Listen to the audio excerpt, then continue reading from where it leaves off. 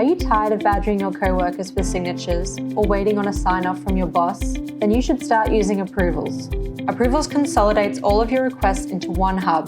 To request an approval, click on the ellipsis on your Teams navigation bar and select the Approvals app. Next, click on the New Approval Request button. You can select a basic request form, or if you're chasing a signature on a document, your organization may choose to set up an e-signature account with either DocuSign or Adobe Sign. You can also create approval templates to save time in the future. For now, let's just choose the basic request option.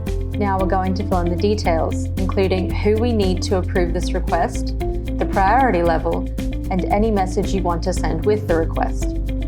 If your approval requires documents or other files, you can attach them by clicking here. From the drop-down menu, you can choose whether to upload the file from your device or OneDrive, or if it's an online file, you also have the option to attach the web link. Once you've finished, click Send.